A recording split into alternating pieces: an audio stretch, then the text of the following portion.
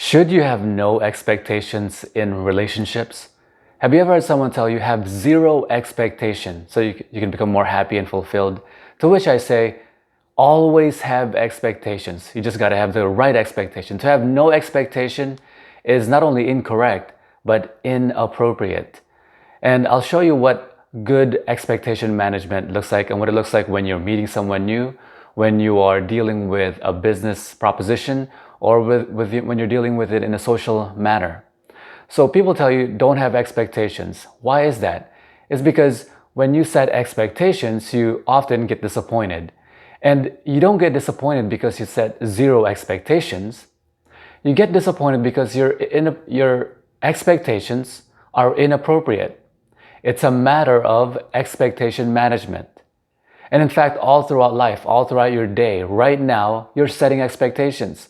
Before you clicked and watched this video, you have an expectation. Whether or not you said to yourself, I want zero expectation, your mind sets expectations for you.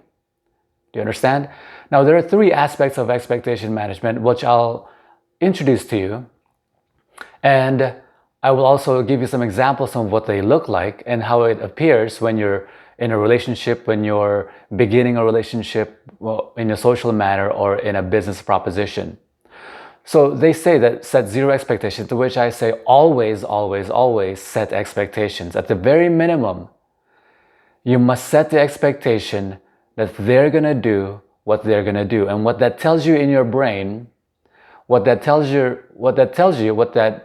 instills in you is that you're gonna trust them to be them, and you're not going to trust them to be someone else. And what that also tells your brain is that you're going to be looking out for your sensory organs, your sensory perceptions, meaning your hearing, your sight, your voice, your kinesthetic, everything, all the information you bring in will be filtered in this belief. And the belief is this, is that however they demonstrate themselves is the person that they are. And you must trust that they're going to do the things that they're going to do. And you're not going to expect them to do something that you imagine someone, you would like someone to do. Do you understand? You take the information that's gathered in front of you from the individual whom you're interacting, and then you deal with that. You don't deal with something or someone you imagine they would be. That's what expectation management is. So the other aspect to this is that when you set no expectations, it is inappropriate and incorrect. It's inappropriate to set no expectations because your mind is always creating expectations already. So here's an example for you. Setting no expectations is like jumping into the water and having no expectations for your brain. Not necessarily what you say to yourself. For your brain, having no expectations if we jump into the water and no expectation as to what to do, you're just gonna sink, right? And you'll say, oh shit, I gotta breathe and I gotta paddle. But setting expectations, saying, hey, this is water. If I paddle, I'm gonna float. And if I kick my feet, I'm gonna float faster to the direction I'm going to. And it seems to me that this water is probably cold, but it's probably freezing, but it could be a little bit warmer than I expect. I'll find out when I jump in. Now you have a baseline expectation management which are appropriate. To be grandiose about your expectation, meaning the expectation is wild and inappropriate, that is incorrect expectation management, and it sets you up for failure. Do you understand when I say that your mind is already creating expectations? And for you to say that you have zero expectations it sets you up for disappointment every single time. Because you're already setting expectations. So what does that look like when you're, for example, meeting someone new or when you're in a relationship? What does that sound like, Roan? What does it look like? I want you to show me. Okay, so let's begin with, I want you to change it into setting the baseline of expectation based on objective reality. Objective reality, remember, is reality that is outside of subjective reality.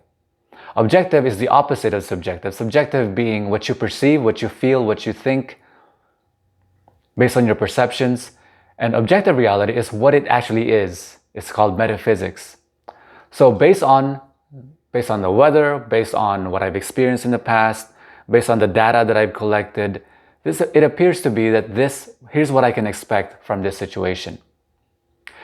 If you have no experience, then you begin with, I have no experience in this thing, and it appears to me that from what I've seen from the data that I've collected, this is what I could be experiencing, and I will deal with it as I find out, as I'm experiencing the thing that I'm about to go into.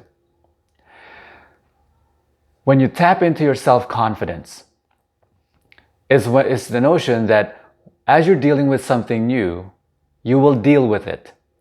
And self-confidence is what you know about yourself to be true already, and everything in your life that comes your way, you're able to handle. And your belief that you're not able to handle something that comes into your life, even if it's a new thing, is just your belief. Your inhibition is based from your belief that you have that inhibition. If you didn't believe that you had that inhibition, you will deal with absolutely anything. At the very least, you'll walk away. At the very least, you'll say no. At the very least, you'll say, I've had enough. And no, I'm good. I'm okay. Or you'll just leave. So there are three aspects of expectation management, and I've talked about this often, and I go deep into this communication aspect and the communication module on greatrelationshipsu.com. But three aspects of expectation management is that you must manage what you expect of yourself, you must manage what you expect of other people, and you must manage what they can expect of you. And when you manage those three aspects of expectation management, you will be tremendously happy, and other people it'll be hard for other people to find disappointment having to have interacted with you. So what does it look like when, for example, I meet someone new and I manage all of these three expectation management? What does it look like? What does it sound like? When I meet someone new, I don't know anything about them, and so I say to them, I expect that because I don't know anything about them, but I know that she's a woman, I can expect that she will do women things, not men things. And so she will act in a particular way, and there's a possibility that she may act in a manly way, but that's okay.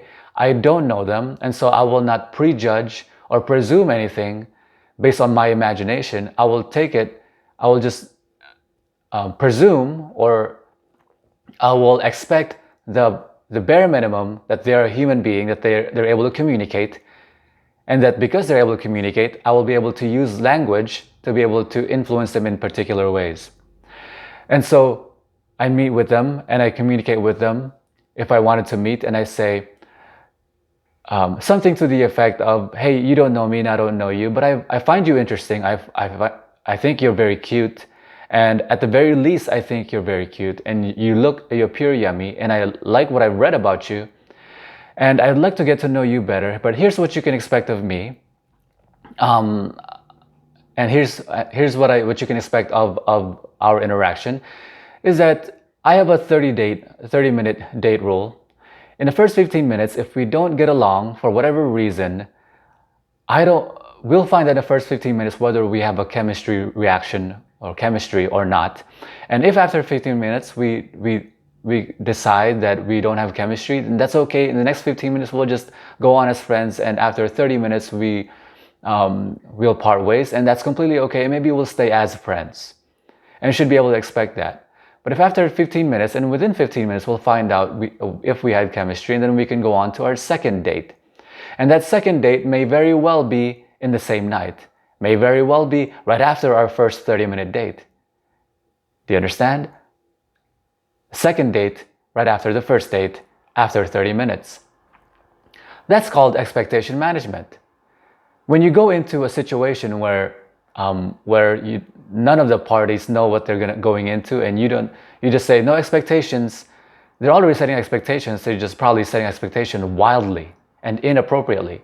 But when you set expectations, they feel comfortable.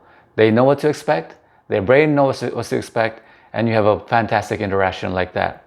I'll give you some other examples in other videos, but that's at very least how you should manage expectations, the three aspects of expectation management. What do you think? Share this video with other people.